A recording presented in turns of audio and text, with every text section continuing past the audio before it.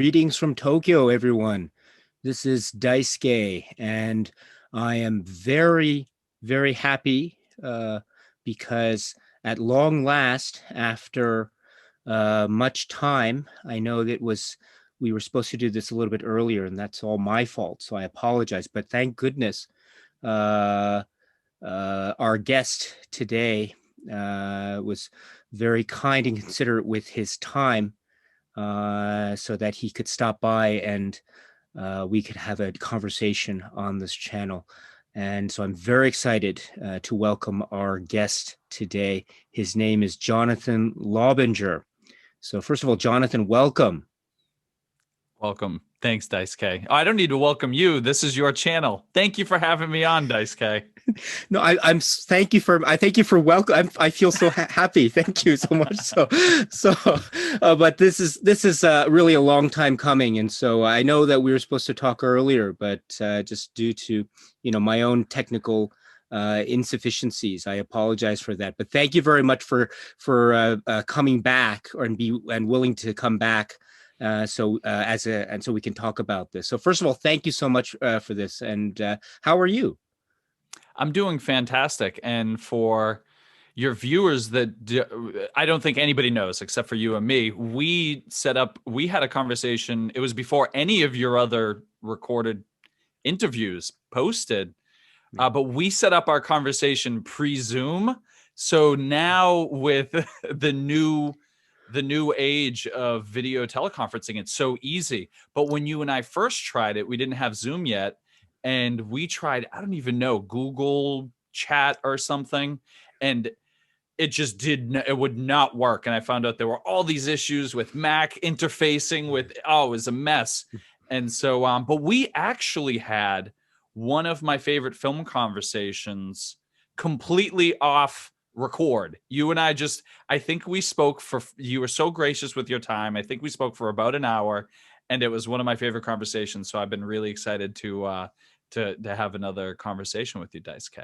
Oh, Jonathan, thank you so much for remembering. And once again, my deepest apologies. But as you say, now we're in this age of online conversations, which is now a new normal, among other things, of course. I mean, but right. But now, even places like Criterion are using Zoom conversations for purposes of their supplements and the like. So so I'm glad we're able to connect like this. But so Jonathan, we you and I know each other. We've known each other online for some time. So we have I think, as you mentioned earlier, a lot of similar tastes when it comes to cinema and the like. And also, you have your own podcast work and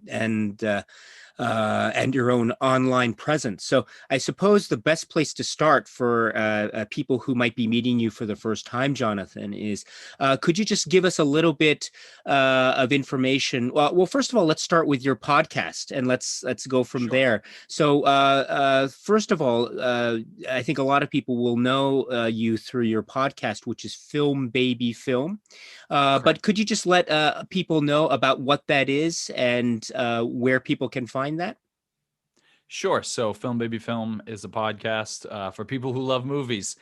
I started it several years ago when when I was first diving back into cinephilia, which started, I guess the official date is probably beginning of 2017. And so I started listening to a lot of some of the professional podcasts, but also I was listening to a lot of the more amateur fan-based, that whole podcast ecosystem. So people you're familiar with, obviously, like Aaron West and Erica Long and Cole Roulaine, and gosh, Doug and Jamie. You had Doug and Jamie on just and did an interview with them a few months ago. And I was listening to all those podcasts, and I really wanted to get into the conversation. It was like watching the films was the gateway drug, and then listening to the podcasts and being in all the chat forums, that was the next level.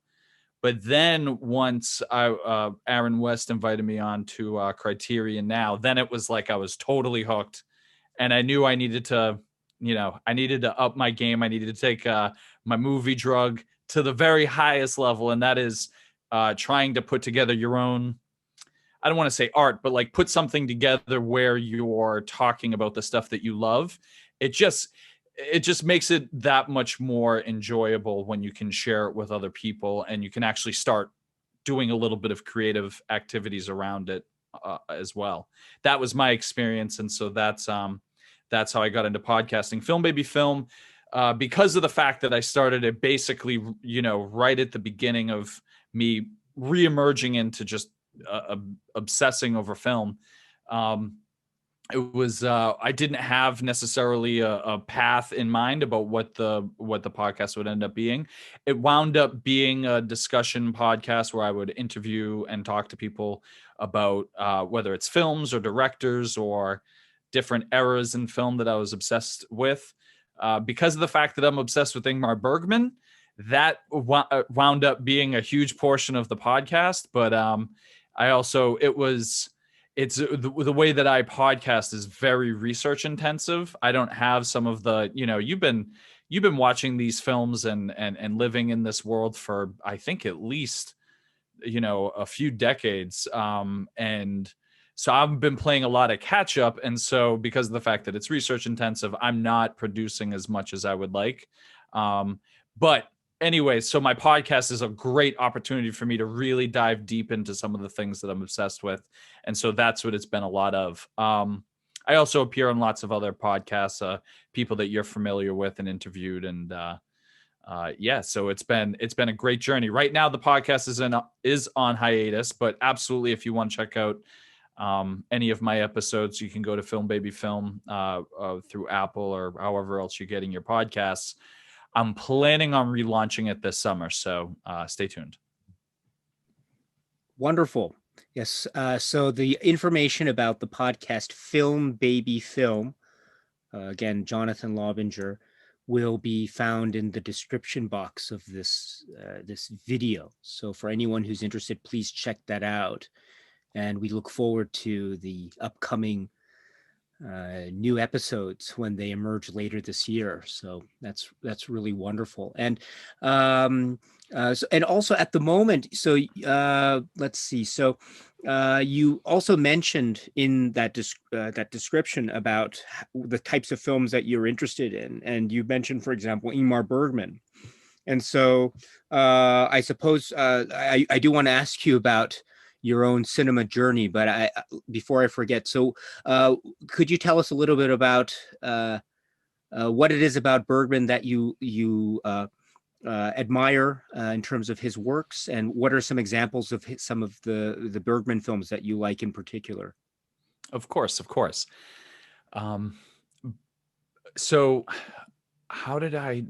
that's a great question. I'm trying to think back when it was that the light bulb went off in my head that said Ingmar Bergman's my guy. So if I were to do a Mount Rushmore of my 4 great directors, there are 2 directors that would undisputably have spots on that monument, and that would be Ingmar Bergman and Luchino Visconti. The other 2, Hitchcock, Romer, Agnes Varda. Like I don't know. I haven't finalized my Mount Rushmore, but I do know that Visconti and Bergman belong there for me. And I think what happened with Bergman was, because I remember the first Bergman film I watched, it was Seventh Seal, and it was I was in graduate school. I was in my early 20s, and I did not grow up in cinephilia or the fine arts. I grew up with, we did watch a lot of film and stuff like that at my house when I was growing up, but it was primarily of like the RoboCop, Terminator type, whatever was on HBO, not so much the more fancy or the foreign films or the independent films. It just wasn't something my family was into. It wasn't something that I was exposed to, so I didn't have that side. When I went to grad school and I said, I'm going to broaden my horizons, and I watched Seventh Seal, and I just did not get it. Didn't understand it. no clue what was going on, just totally lost. Fast forward to about 15 years later, and I start getting into Criterions and foreign film and all of this stuff. But my mind is being blown. Um, I think it was Persona. No, I know it was Persona. It was Persona that blew me away. And it was interesting because when I first saw Persona, it was the same thing. I don't get this. I don't understand what's going on. But my reaction was so different. It was, I love this and I need to live in this for years to figure out exactly what's going on and why this is provoking such a powerful response for me. I ended up actually visiting the island of Faro. I'm gonna murder the pronunciation, but I actually ended up visiting the island, the small island in the middle of the Baltic Sea, which is both the setting for Persona and several of other Bergman's films afterwards, but also is like the mindscape of Ingmar Bergman for decades of his life. I visited there and visited the Bergman Center and attended Bergman Week. I've met Liv Ullmann. I saw Liv Ullmann at the 50th anniversary of Persona. I ended up having this broad, deep experience with the Bergman verse, and I love it. I love it. I love it. Trying to get me to sell Ingmar Bergman to somebody else, I have to say, I would not be successful at it. It feels like a very personal alchemy between me and the director. So I don't know that I could sell it the same way I could sell like Luchino Visconti or Big Trouble in Little China. I could sell that to those, those filmographies to anybody. I don't know if I could do the same thing for Bergman, but that in no way, shape, or form lessens the passion that I have. Very interesting. Yes. Yes. So I do know also, and again, please pardon me too for my poor pronunciation. So I do recall your visits. You shared some photos with your visits to what is it? Fora, and that was amazing. I mean, I've never been there, so to see that was just so. I was so thrilled with that, and for you to share that experience that was amazing. And I'm so intrigued by this because what I guess what I could ask you now is, what do you think it was about watching the film The Seventh Seal when you did for the first time earlier in your life that made you react to it the way you did at that time versus how you react to it later? And what do you think accounts for that difference, if you don't mind me asking? Oh, of course not. And so basically, I was thinking about this because I know from your interviews, you like to ask people about their movie journey, and you've been so gracious and forthcoming discussing your own movie journey, and it really resonates with me. And so I've been thinking about my movie journey, and so I have like 3 stages. The second stage was this stage of high school to graduate school where I first realized that there were directors, like besides Steven Spielberg or the directors you hear about in pop culture. When I discovered The Shining and Stanley Kubrick, and I was like, oh, there's a guy, he makes films and they have something about them that is identifiable or that makes you want to come back to see more of their films in more of an artful manner. I realized that in high school, and I would float in and out of that. It wasn't something I delved too deeply into. When I went to graduate school, again, due to my background, I wasn't necessarily steeped in the fine arts, and I went to a relatively prestigious graduate school. And so I began to realize that the people around me were a little bit more refined than I was. And I thought, okay, I really need to up my game. I need to learn more about the world. And so because I'm not that bright, I'm like, oh, I'll just watch a bunch of movies. So at the time when I watched The Seventh Seal, I also watched Blue Velvet. I watched La Strada. I attempted to watch Satyricon, which was a failed attempt. I made it about 15 minutes in until I said, nope, this that, and actually that was what killed my, that was what stopped my cinephilia probably for getting more into foreign film for probably like a decade, honestly.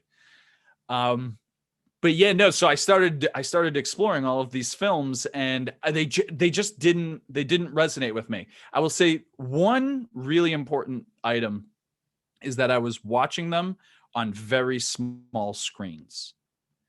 And I say that because as I come into, as I get into the third stage of my movie watching life, which is like the last 5 years or so, I've rediscovered films that I'd seen on smaller screens, whether it's on a laptop or whether it's on a small television or on VHS or whatever, that I just did not understand.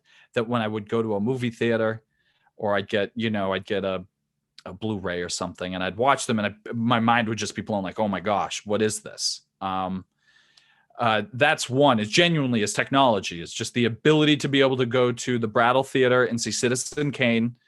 That changed my life because I saw Citizen Kane during that period, that second period when I was in grad school and I was re-exploring film, and I sort of bumped up against some obstacles, probably in me, but part of it was technology. When I would rewatch them recently, when I would rewatch Citizen Kane, my experience was totally different. Watching it on the big screen with the loud sound system, that fit what Orson Welles designed that audio to sound like and that film to look like, I realized it was one of the greatest films I'd ever seen. Whereas when I saw it on the small screen, it just made no sense. I didn't understand it. I didn't connect with it, etc. But also psychologically, I just think I probably matured quite a bit, having had more life experiences of my own. I mean, not to get too personal, but I also quit drinking a few years ago, and I quit drinking at Sundance Film Festival. I remember the first film that I really resonated with me and that kicked me off into Criterion and kicked me off into watching all these films I've been watching was Alfred Hitchcock's Notorious. Now, there is a really strong argument to be made that that movie is about alcoholism. And so, and at that time I was dating a woman who had quit drinking, but I was still drinking occasionally. And so I had all this stuff going on in my life, in my personal life, where I'm like, what, who am I? What am I going to be doing with myself? And right there was film. And so I think just my psychology also changed and developed so much. The depth of my experiences have changed, and I think that's probably another big reason. And plus, just even if my life hadn't been filled with all those experiences and I hadn't changed, also just getting older, the getting older process, and you're a little bit more mature, you're a little bit less judgmental. I think that also probably is a big part of it. I just rewatched Satyricon the other day. The movie is fine. The movie, but I remember when I watched it, 20 years ago, I just said, what is going on here? I don't understand. There's none of this is connected. I can't handle this. And, oh my, how much things have changed. No, I'm that's wonderful. Thank you so much for sharing that. I'm very appreciative of that. So that's that's so that is really fascinating for a number of reasons, I think. Uh, First of all, I'm so happy that you mentioned Notorious, because I know that's a film that you and I have spoken about, and that's a film that I really admire, and it does have, as you say, an angle to it about alcoholic drink, which is actually a really important plot point of the film, as well as being part of the background of some of the characters in that. So you're absolutely right to point that out. And also, I like how you mentioned Hitchcock, because it reminds me of your initial comment about the Mount Rushmore of film directors. And I always like to think, wow, what if Hitchcock made a film like North by Northwest with the Mount Rushmore and Ingmar Bergman's face and so. But anyway, that's but that's really so. So you mentioned your different phases of cinema, maybe journey, and of course it was dependent on the stage in your life growing up. So, and then you mentioned how you discovered a number of these things along the way. And of course, I think with all of us, you encountered some films that maybe at the time, what is this? I don't understand this. I'm not connecting with this. But then you came to it later, and then you had a different experience. And I think we all can understand that. I certainly can. So that's and I have my own similar type of journey with Fellini as well. I mean, you mentioned Fellini Satyricon, so I can totally sympathize with that. And then the next question for me would be, so what would be some of those examples of films during these various phases that you think maybe in particular stood out to you, that you could call maybe your landmark cinema moments, those films in particular? I mean, they can be your favorites or not, whatever, however you want to define it. But what are some of those landmark key moments throughout your life that you could point to? Of course, of course. So I was a child of the 80s, and so I was traumatized, and I cannot exaggerate that enough. Absolutely traumatized by the commercials of the great horror franchises of that decade, whether it was Chucky, whether it was Freddy or Jason. To this day, I love horror films, and that's going to be something that'll come up, but I love horror films. Horror is probably my favorite genre, and yet I genuinely, until I was about 10 years old, would have sleepless nights, obsessed with the idea that a gremlin was going to come out from underneath my bed. I just totally traumatized. I know that other people my age that were, other little boys and girls that were watching these films just thought they were so fun, and just, they just really got a jolt out of it. And that was it. Not me. I didn't even see them. I hid my eyes as soon as the commercials would come on TV. But the doll Chucky, I had a My Little Buddy doll that had to go into the trash when I was about 6 years old because of that film. And so and I think that that's really important, because I feel like that's such a common story of people that end up loving films, or loving, and especially loving horror films, is being traumatized at a young age is like step one in becoming, a movie addict. And that certainly is that certainly is my experience. And I know that you've said that your parents let you watch films, probably the types of films they were letting you watch, probably too young. Were you more of the just, I love this, I get a jolt out of this, I want more of this? Or were you also, did you have any sleepless nights? Were you actually afraid of these characters the way that I was? Oh, thank you. Yeah, that's a good question. So, yes, so I think you and I belong to the same generation. I think we're maybe similar in age. So that means that you're what, 29 years old, right? So, but Yeah. but yeah, but let's so yeah, so the yeah, some sleepless nights. I remember, yeah, being traumatized a lot. There were those moments that just even now I get it's hard to watch, like I don't know about the horror films per se. Um, I mean, like without going into too much detail, maybe films like uh, Superman 3 really Mm. shocked me. And Jaws 3 also shocked me. Uh, but if we're to go to maybe the horror genre things, there were a lot of ones that scared me as a kid, and I had to go like that and close my eyes and plug my ears and to avoid the jump scares. But I'd always peek, and then that's yeah. So but those were really scary, but then they were fun. and then I think I was able to go through those. But the ones that were, but I think maybe those moments in general, and they came from these films that you mentioned, like Nightmare on Elm Street and the like. So yeah, so I even now when I watch those films, I recall those feelings of being scared as a kid, and it was like a what is it, like a thrill that you get from a ride or something like that. So yeah, I still have those memories. Yeah. Yeah, so I was a lot more scared of him than you were. Yeah, no, I mean, completely formative of my personality. That's how, and I mean that genuinely, including the way that I sleep. The way that I sleep is because when I was a kid, I was convinced that if I slept on one side, the gremlins would come under from the bed on that side and get me. If I slept on my other side, they would come out from the other side of the bed and get me. So if I slept on my back, that would give me the most protection.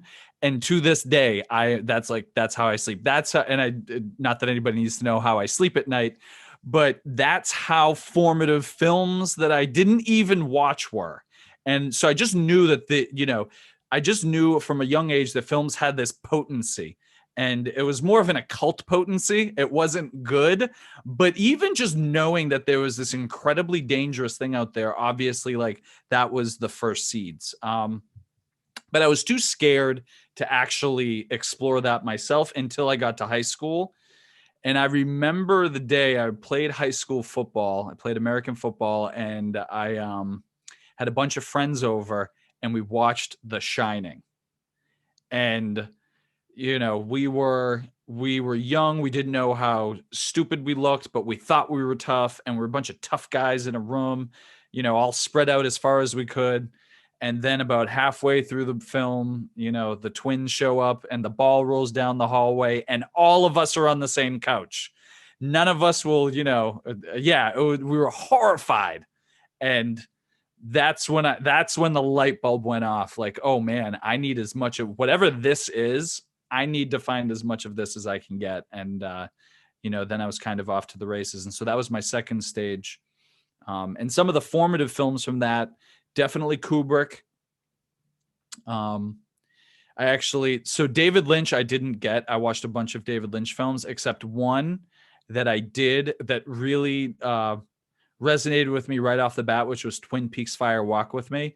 And this was years ago. I mean, now Twin Peaks Fire Walk with Me, everybody, there are plenty of people that say it's like David Lynch's greatest film. But for a long time, I feel like people really did not like that movie.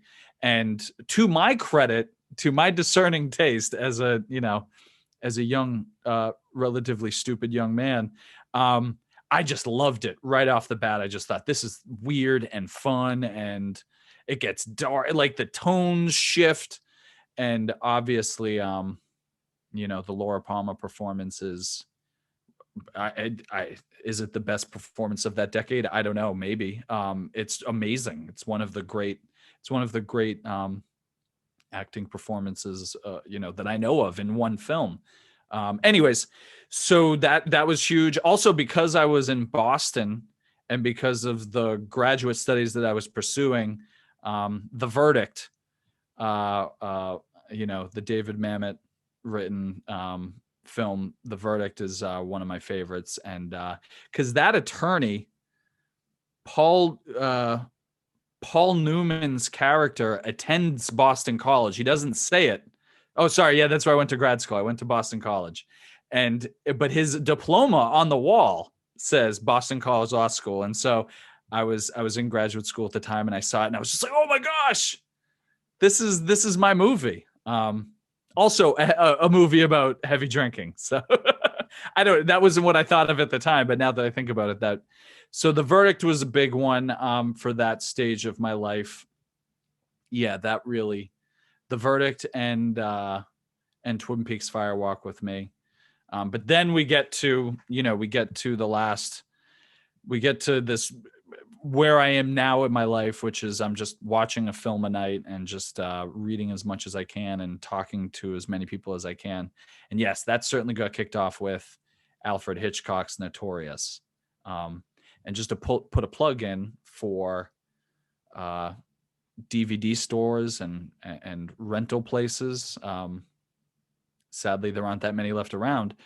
Back in, I think it was 2015 or 2016, there was a local DVD place where my old girlfriend, I'm now engaged, not to this person, um, but my ex girlfriend, she lived in a town that had a small DVD rental shop, and we went there and we probably got some cartoon movie or something like that, more popular fare. But they had a section for classic films, and they just had a display. The new cover of Notorious is great, but the old cover was essentially a black field, and I think it was Ingrid Bergman's face over Cary Grant's shoulder. Am I saying that right? Or was it just her face? You probably have the DVD. Yeah. And so it was just that cover, and it just said Notorious, and I was like, "What is this? This makes no sense. This is scary looking Yeah. and weird, and I want to watch it right now. I've never heard of this film. I need to see it." And yeah, I watched that film on loop. My girlfriend at the time was like, "What are you doing? This is, what are you even doing right now?" And I watched it. I watched all the special features. It was my first Criterion I'd ever seen. Yeah, and that set the light bulb off again, but this time like the light bulb exploded and set the house on fire. I had no idea where it was going to take me. But I'm certainly glad that I'm thank God for that. Honestly, thank God for that DVD rental shop, which unfortunately now is closed. Oh, yeah. So, and it's great too that the film Notorious, I mean, I guess it was always available through some release here and there. But you're right. Yeah, that older DVD release from Criterion, that was great. And it was great, of course, to see it back. Now it's back, of course, on Blu-ray and people from a year or so back, right? So it's great to have it return. But yeah, that DVD was great. That and Spellbound too, which fingers crossed that will return one day as well. But yeah, and so so you mentioned a lot there. So you mentioned, of course, The Shining and Stanley Kubrick. You mentioned Hitchcock, of course. I want to go back now, and I guess this will now be a discussion of where you are now. And you say you watch like a film a day or so, which is really impressive. And also, you mentioned filmmakers like Visconti and others. So now I'm assuming you're watching. Well, what kinds of films are you watching now, or what kinds of filmmakers are you focusing on now in your current life as a film lover and appreciator? Sure. So, oh gosh. So the way that it works is, so I see Notorious, and then I discovered the Sight and Sound list, because all of the lists I had seen before then, I needed help. I didn't study film in school. I didn't know where to look for that next, that next Notorious, that next thing that was going to change my life. And honestly, that is genuinely how I approach watching films. It's knowing that just around the corner could be another movie that could totally change my life. I have a friend a very close friend, my friend Chris, actually, who is a big fan of your channel. So I'll give a shout out to Chris.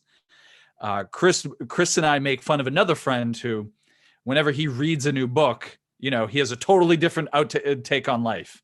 He reads the self-help books, and now he's not eating carbs anymore. And then the next, and so we mock him a little bit. But the truth is that's how I am with movies.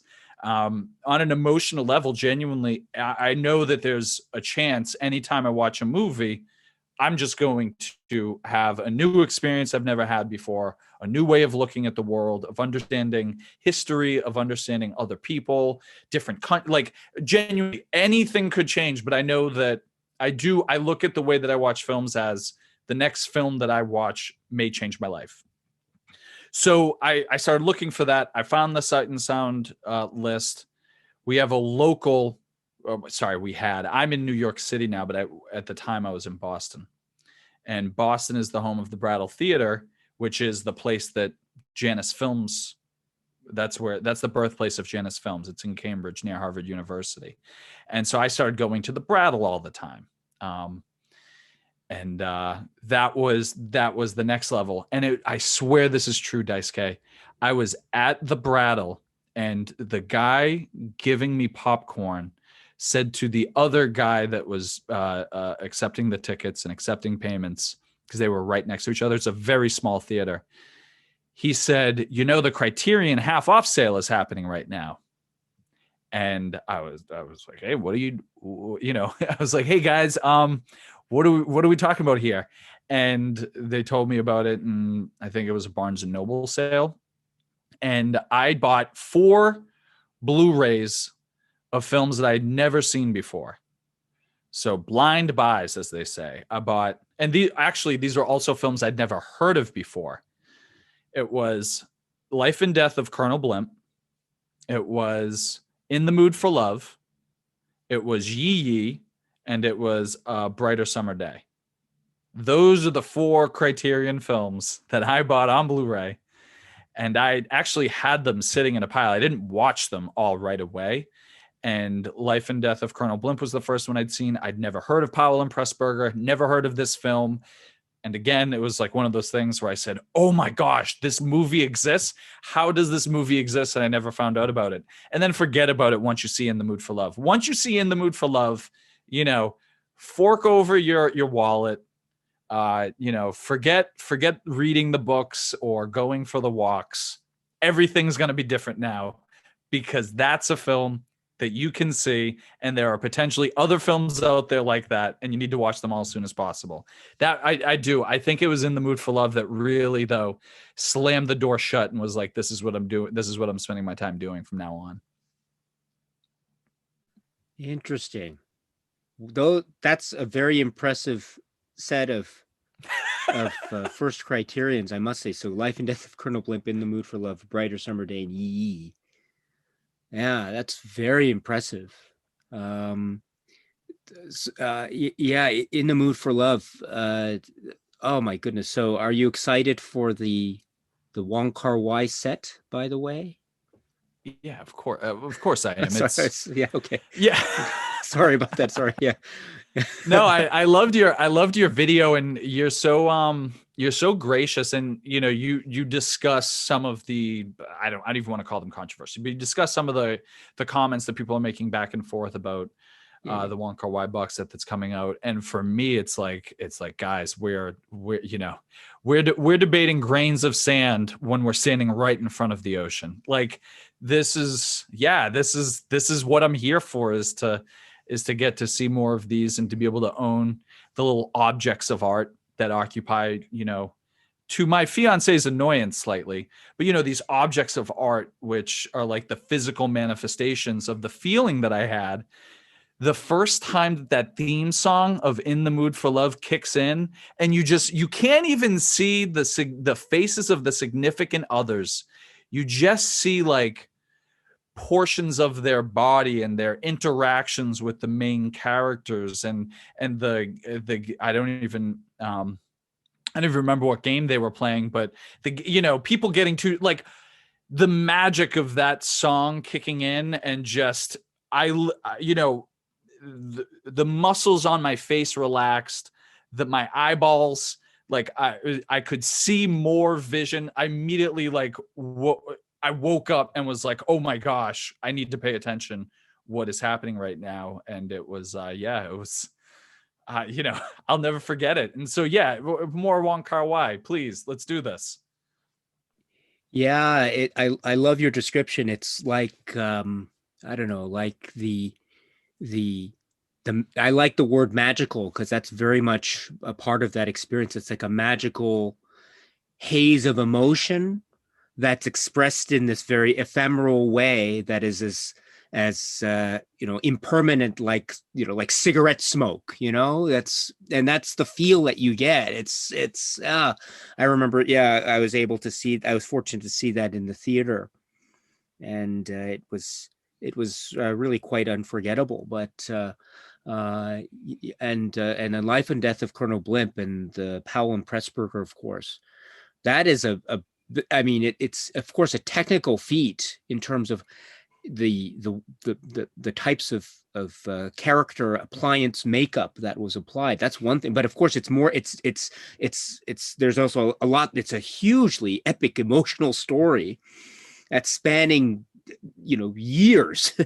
And it's really remarkable.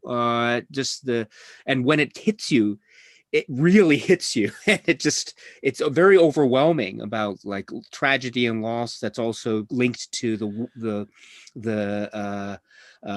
world stage and the wars. And so and then Edward Yang. I must ask, what is your take on Edward Yang? I mean, so I still have a ways to go in my journey with Edward Yang films. And it's funny that you asked that now. I'm wondering, because of the length of the two Blu-rays I had, those were the last two that I watched of the of those four starters. The four Blu-rays that launched 1,000 Blu-rays to come. I probably own, I don't know, not 1,000, but somewhere between 600 or 700 and 1,000 Blu-rays, and I literally owned four not too long ago. And I was reluctant to jump into them because of the length and because I didn't have any knowledge of Taiwanese culture. I had no idea what they were going to be about. Like, something about it, I had a hang up and I didn't dive into them. And I finally watched them, and they just immediately, just the emotional resonance that they had, the surprise of what could be in a film, the history of Taiwan that I just had no idea about. And I had, thinking about the fact that they had people that were native Taiwanese, and they had other people come over, and then they had other people come over, and how does it, there were all these different layers of culture and these things that I just had no clue about.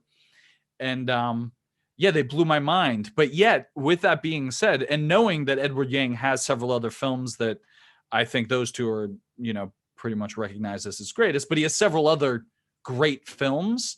I have no idea why I've had this hang up of not going back and watching, like, say, The Terror Rises or Taipei Story, and I just haven't yet. With that being said, yes, it's also clear that he is one of the all-time greats, and he's also one of those directors, I think, like Fassbinder, where there's just a part of me that's like, man, if we could have just gotten Fassbinder's a different story. He did more in his decades than I'm ever going to. If I had three more lives, I think I wouldn't do as much as Fassbinder did in his limited time on this planet. But Edward Yang's another one of those people where you're like, man, if we just could have had his voice longer, like, what would the world be like? What else would he have done? Maybe not, maybe he wouldn't have done anything, but I often think about that. But I haven't, I don't know if I'm saving them. Oh, I don't know. That's I think I'm gonna go and watch Terrorizers tonight. I don't know, man. But yeah, no, I love Edward Yang. Absolutely. No, I think there's something to be said about saving something. You can maybe there's a sort of anticipation that's built up, so there's no need to rush. So I mean, as long as you're comfortable with with your access to them later down the line, then I think there's something to be said about savoring something. So yeah, take your time with those, my friend. Yeah, yeah. I mean, I'd love to hear your reactions when you're able to. That because it's yeah, his films are very, very powerful. And at the moment, there are a number of his films that I think are not that readily available. And so here's hoping. I mean, there are always these rumors as to the possibility of them coming, say, on Criterion one day, and that's always the hope, or some other label. So that's always the hope that we can get more of these otherwise somewhat like OOP titles back in some form. So that would be great to see one day. I think what's happened is I don't compartmentalize my film watching, but I there are definitely compartments. And one of like when I'm thinking about watching Criterion films or the international classics, right? It's I am still completing my Sight and Sound 250 list, and I'm pretty close to being done. I think I have 11 films left to go. I just finished out one, so that's like that was the last. Oh no, I have Dead Souls as well. So that's another big film lengthwise that I have to do. But so because I've been so focused on that and I've been so mission oriented on that, that's probably taken me away from it. I'd say the other, I do watch a lot of contemporary film. I'll say less this year, less in 2020 than I did in any of the other years. I try to stay up on what's new and what's being released, and I love going to movie theaters. So I am the type of person who I would have no issue just showing up at a movie theater, not knowing what to watch, and just picking a film that's going to be playing soon. And so um, that's probably where I spend another huge portion of my time watching films. Lately, I've been also I really love watching horror films during October, so I was following along with your list. You and I both love Black Christmas very much, so that was fun. I finally got Dawn of the Dead. I finally got a Dawn of the Dead Blu-ray. Actually, the what is it? Second Sight Films. Is that the label's name? They're Ultra HD 4K limited edition Dawn of the Dead set, and so I got to watch that for the first time, and that was great. And then after that, so during this year, my other compartment, and this has taken up a lot of my film watching, has been comfort food, uh, has been stuff either that I've seen and that I know that I love, and usually of the more escapist bent. I love science fiction, so going back and revisiting Aliens, Blade Runner, worlds that you wouldn't necessarily want to live in, but in terms of like watching a film, they are worlds that you want to spend as much time in. But also, I've been watching a lot of giallo, which is it's weird that have been finding giallo as comfort food, but it's true. I've just found it because I know the rules of the universe, and I know that I'm not going to take anything too seriously when I enter a giallo, no matter what happens, no matter how tragic, no matter how, none of it's politically correct, even remotely. No matter what happens in any of these films, I know that I don't need to take it too seriously. And it's like a fun ride. And so that all got kicked off. And I know this isn't a giallo, but I watched Zombie, the Fulci film. And yeah, as soon as I saw that, I was like, where have you been all my life? I need to go back. And I had followed your series with the Argento films, and so I didn't watch all of them during your series, but I watched a bunch of them. I watched some other giallo, and then I went back, and after I watched Zombie, I said, okay, now it's time to re-jump into the Italian genre pool, because this is where I want to be during as time has gone on, I guess, when winter set in here, or the fall and winter set in here in New York, I guess and the anxieties around COVID were beginning to sort of sap some of my energies. And so I didn't want to watch a film which I didn't want to try anything that was too risky, like something that I would, I don't know how to say it exactly, but I was nervous about trying something too new. And so going into those places, the science fiction, the old familiars, and then going into giallo, where I had so many new films to watch, but I knew the rules of the universe, and I knew like nothing was going to happen that was going to upset me.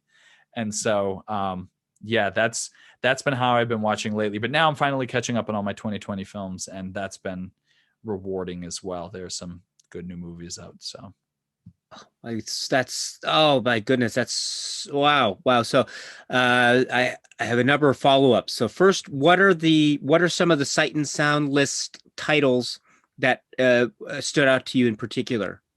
oh yeah, sure. I mean, Gosh, where to begin? So 8.5. So I said that I had seen La Strada and Satyricon during my early 20s, and neither of them made any sense to me. I could not get a toehold. Um, and part of it's, I have to say, part of it is weird to me now. Like, part of it I don't understand. Like, how did I not love Blue Velvet at the age of 24? Like, that doesn't make sense to me now. Like the David Lynch universe, Lynchisms and just everything that he does. Twin Peaks, I just rewatched Twin Peaks. That was another one of my comfort foods this year. I watched Twin Peaks season 2. Absolutely loved it all over again. And now the idea of not being in sync with David Lynch just like blows my mind.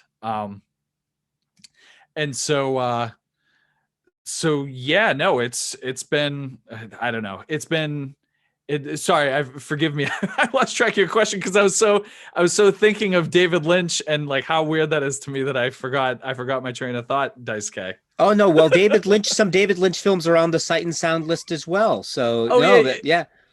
So 8.5. Yeah. And really realizing like, oh my gosh, Fellini was an absolute mad genius, and this movie is mind-blowingly good. Yeah, that was one that knocked my socks off. Mirror, Tarkovsky's Mirror. Oh gosh, Andrei Rublev. Oh man, so I can't say too much about what blew me away by Andrei Rublev because it was a plot mystery point. Like there was a mystery point during the second half of the film of like, will they or won't they? And it's such a weird one that if I had to explain to 20-year-old me that, hey, by the way, one of the most tense experiences you're ever going to have in a film is will they or won't they about this? It doesn't make sense, but I'm telling you, I was on the edge of my seat for however long that section of the film ran. And by the end of the film, there's some music that kicks in, and I won't say anything else, but there's some music that kicks in, and immediately I started crying, Dice K. I'm not exaggerating. And anybody that knows the film knows that while it is a powerful moment, it isn't a tearjerker moment. But for me, just the shock and surprise of that moment was emotionally overwhelming. Yeah. So Tarkovsky, someone who some of his films still do not in any way, shape, or form do not connect with. I have to say, Stalker, I've never been able to stay awake during Stalker. And I've rewatched that movie perhaps more than any other movie in my adult life because I'm so eager to get it. But yeah, no, Andrei Rublev, Mirror, those films totally shocked me and surprised me. Oh, a Criterion that's coming out now. What is it? Memories of Murder? The new, the Bong Joon-ho classic. At last, right? Yeah, the news just hit as we're recording this. It hit, I think, a few hours ago, right? About the April 2021 releases, and among them, Memories of Murder. Yes. I'm sorry. Please continue. Yes. No, and that's a movie. So I just referred that movie to my brother. I referred Another Round, the new Thomas Vinterberg film starring Mads Mikkelsen. I referred that to him, and he loved it, and I loved it too. But I had some cachet with him. I had some street cred. So he's like, what should I watch next? And I said, okay, watch Memories of Murder. And it's Bong Joon-ho. He won for Parasite. So like, it's totally of the moment. Go and check this out. And my brother watched it and he said, I don't get it. The tones shift so fast. I don't understand it. And I'm like, yes, isn't that amazing? You're horrified 1 minute. You're on the edge of your seat another minute, like horrified at humanity. Like, oh my gosh, why is this person doing this?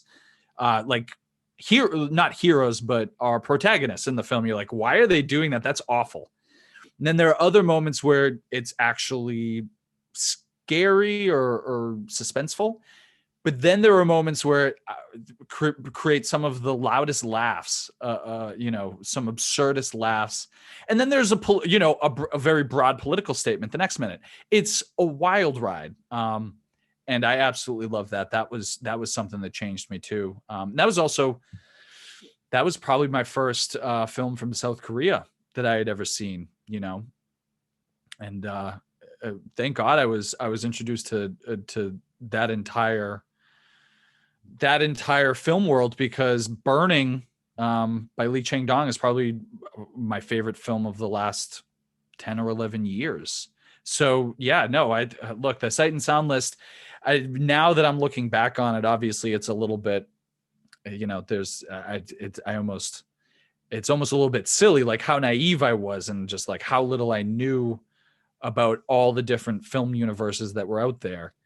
But still, it was my entry point, and I found so many things that I loved, and I am determined to finish that list. What are the titles you need to watch to finish? Oh, sure. It's For example, yeah, so it's I think I have 11. And so the piano I watched, but I didn't watch the last 10 minutes, and I don't count that. I don't count any films where I watched it and I fell asleep for a large period of time, which happens to me more than occasionally. So I won't count those. Or if I watch 95% of a film but can't finish it for whatever reason, I don't count that. So I have what is it? Is it King of the Road by Wim Wenders? I have that to go. I have Dead Souls. Oh gosh, I could bring up the list, but I can't remember. Oh yeah, Children of Paradise I still have not seen. So that's what I'm looking forward to. Oh, and oh gosh, I'm not gonna remember the name. It's the Greek director. I think it's Theo Angelopoulos, and it's 4 hours long. I want to say The Wandering Players, but that could be totally off. Traveling Players. Yes, The Traveling Players. I still Yeah. have that to watch. Yeah. So. Oh, yes, yes. Angelopoulos. Yeah. So, oh my goodness. Yes. So you have a lot of those are, wow, wow. Oh, I can't wait to hear your reactions to those. Yeah. My goodness. Yeah, I'm Oh my. excited. Oh, and I also have to ask, what are some giallo films that you could recommend to us? So, by the way, your channel is probably, I listen to lots of podcasts of friends of mine that make podcasts, and your channel is actually the only film related stuff that I watch on YouTube.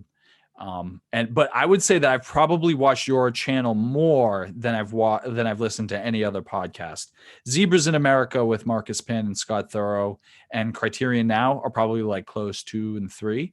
But I absolutely I love your YouTube channel, and such a service for me.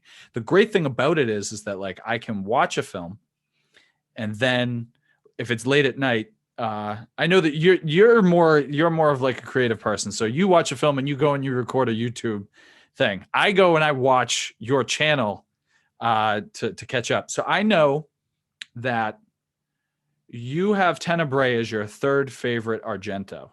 Not only is Tenebrae my favorite Argento film, but it is my favorite giallo, and to some extent, even more so than I would say like a film like Opera. Like I think Tenebrae is the final word.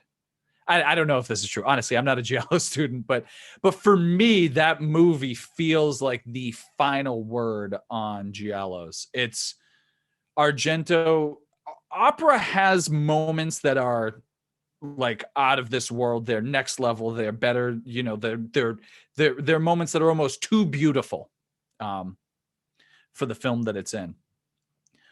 But Tenebrae for me is like Argento is at the top of his game, full possession of his powers, and the script makes much. I mean, granted, it's still Argento. It's still logic is not valued highly in the Argento universe, but it has a script which is relatively tight.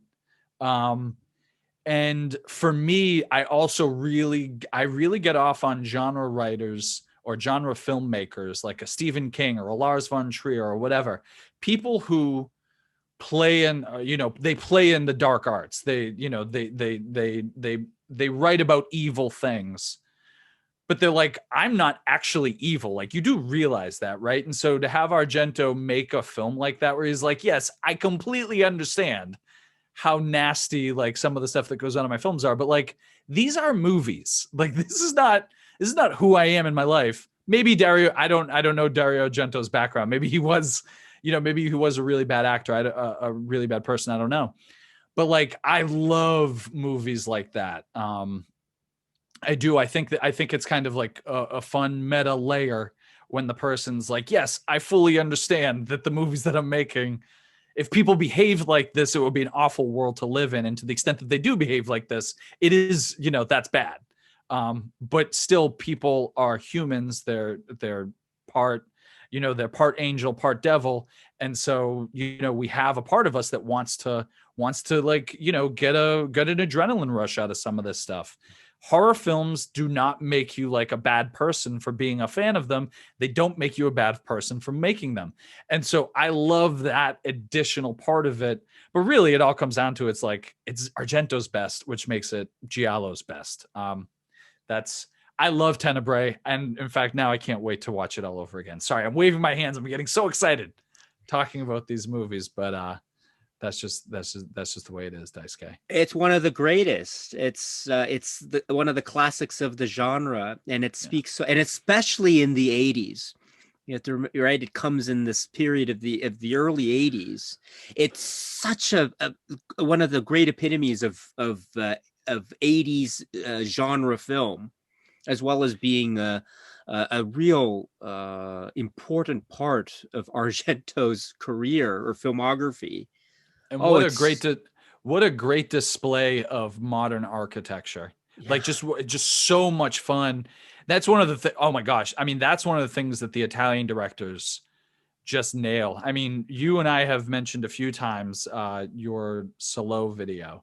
And for a movie that has a lot going on in it, and a movie that you wouldn't necessarily recommend to a friend at a party, I mean, granted, now it'd be a Zoom party, I guess, but back when we used to have parties, you wouldn't recommend to a stranger, like, oh, yeah, you should watch Pasolini, and this is the movie you should start with.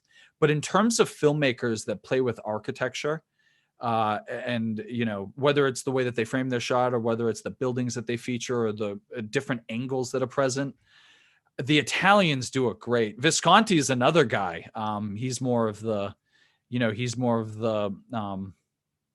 aristocratic architecture is more his flavor. He thinks modernism is basically the worst. And honestly, maybe but that's probably what Antonioni thought too. And I don't know about Argento, but it doesn't matter.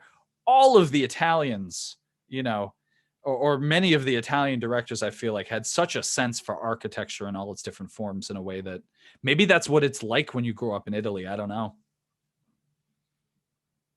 I'm so glad you mentioned the architecture right in the Argento work.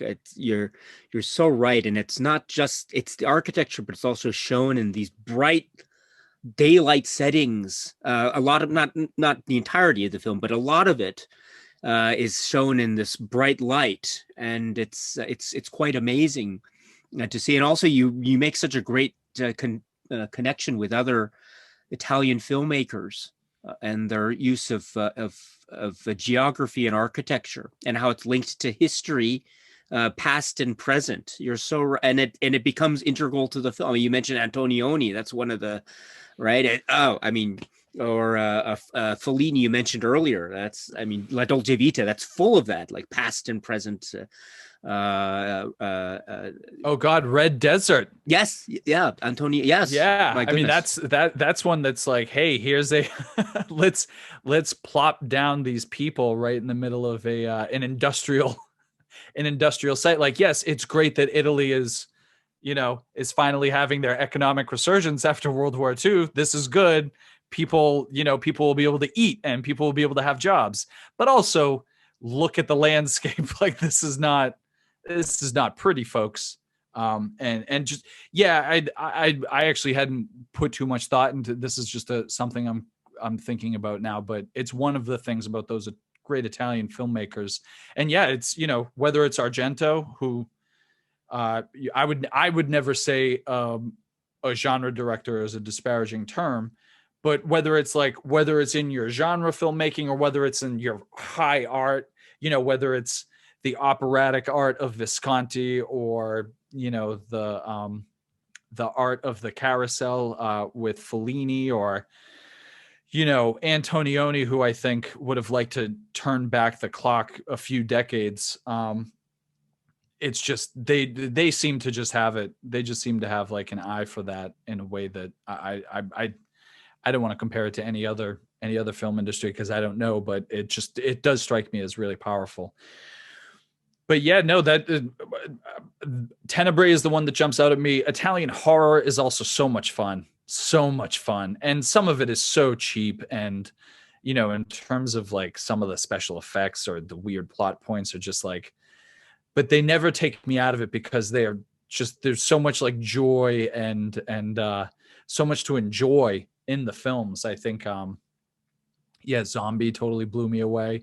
What is Fulci's other sort of, is it City of the Dead that I saw? So City of the Living Dead or The Yes, Beyond or City uh of the Living Dead is okay. wonderful. And that's that's sort of it's a similar feel, I think, in some ways to some all those things, man. The Italians, they just knew how to make fun films. Yeah, yeah, Fulci. I'm yeah, the whole like yeah, yeah, yeah. Yeah, it's amazing. It's really just did I really see what I think I just saw? That sort of thing. It's amazing. Yeah.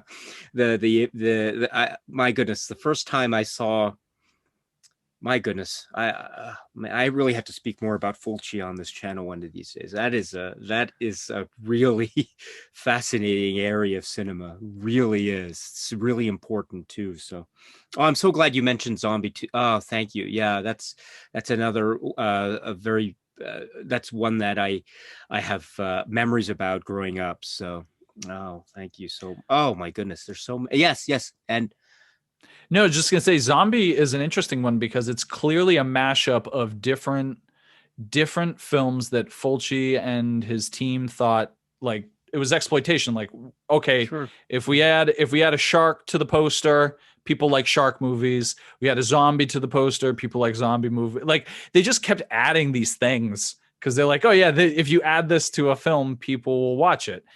But the actual final product is amazing. And again, with any of like the Italian horror films, just if you're the type of person that gets thrown by plot holes or like by discontinuities, you're not gonna like it.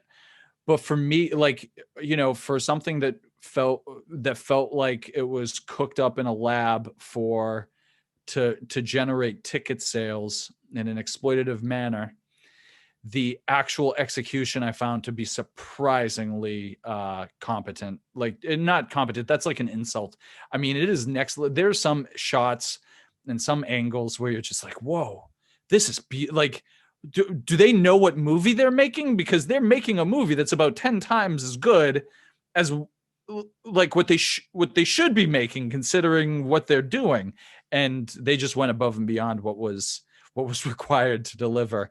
And the film just continues to surprise me. I'm excited to man, talking to you just makes me want to rewatch all these movies that we're discussing.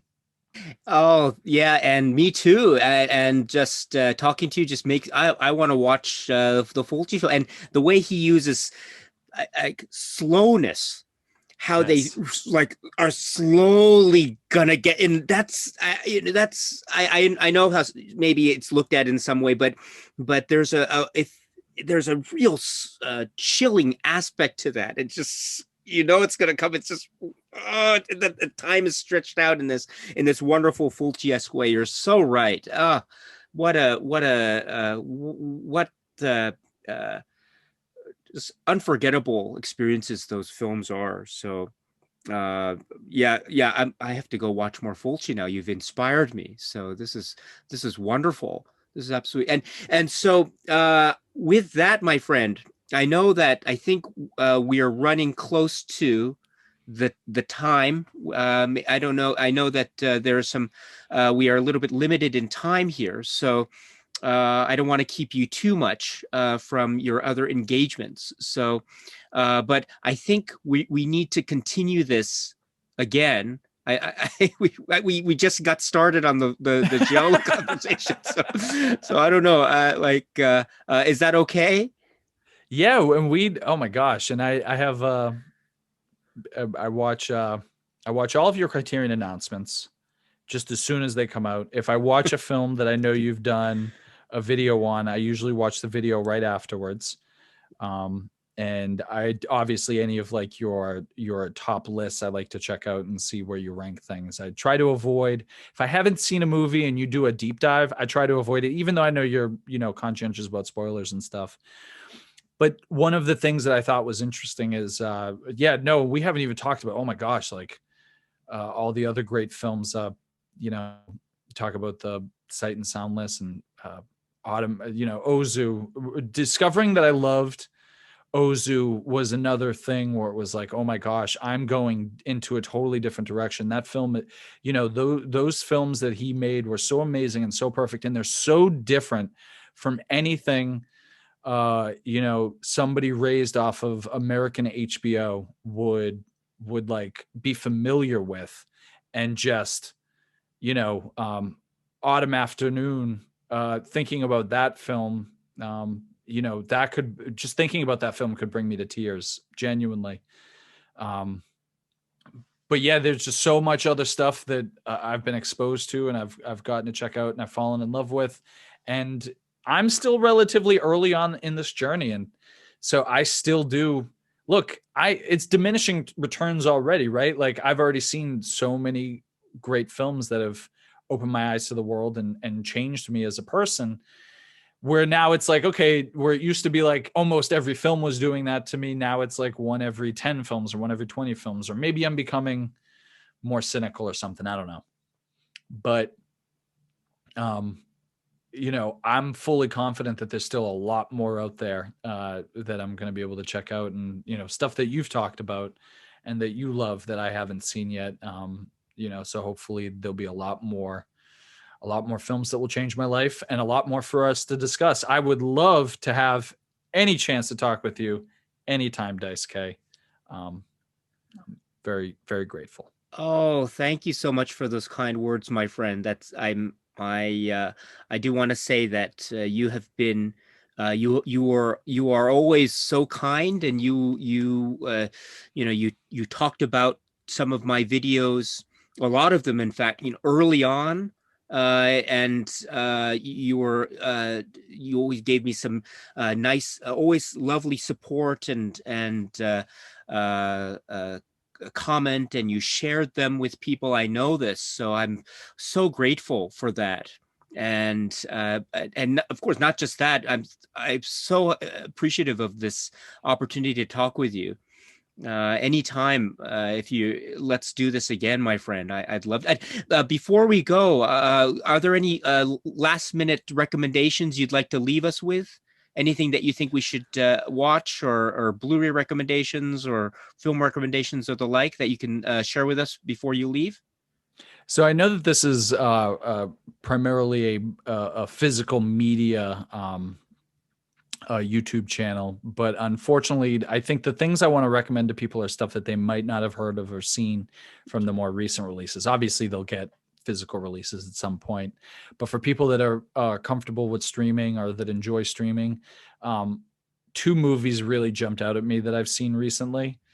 Uh, and that I don't think are being discussed as much as some of, like Steve McQueen's Small Axe. I think everybody knows that those are great and they should go out and check them out. But a couple of other ones that you might not have checked out are Another Round, which I mentioned earlier, by Thomas Vinterberg. Incredibly moving. Um, it's a life affirming film. When you find out the backstory of the actual making of the film and the tragedy associated with it, it's almost doubly powerful just how life affirming the film actually is, without being Pollyanna-ish. It's really powerful, good stuff. particularly strikes close to home for me because it's about, men of a particular age and how they wrestle with aging and all this other stuff. But really fun, great movie. Check it out. Another movie in a totally different tip is the movie Deerskin by a French filmmaker, and I think it's available on HBO Max here in the States. But anyways, it's a short film. Like it's a feature length film, but it's short for that. I think it's like 70 minutes or something. It is so darkly funny. I thought I was going to wake up my fiance and I thought she was going to yell at me because I laughed so hard at this movie, and I just thought it was great. And, it's really fun. Got a bunch of allegory. Those are the two films I want to leave people with. Another Round and Deerskin. Thank you very much, my friend, for that, for your recommendations. And thank you for your time. I know you're very busy, and today as well. So despite your busy schedule, you made time to stop by, and I really appreciate that. And let's do this again very soon. Thanks, Daisuke. Thank you very much. So this is Jonathan Laubinger. You can find him at Film Baby Film. Film Baby Film, Apple Podcasts, etc. Yep. It'll be, all the information will be in the description box. So Jonathan Laubinger, thank you so much. And we'll talk soon, my friend. Thanks, Daisuke. Cheers.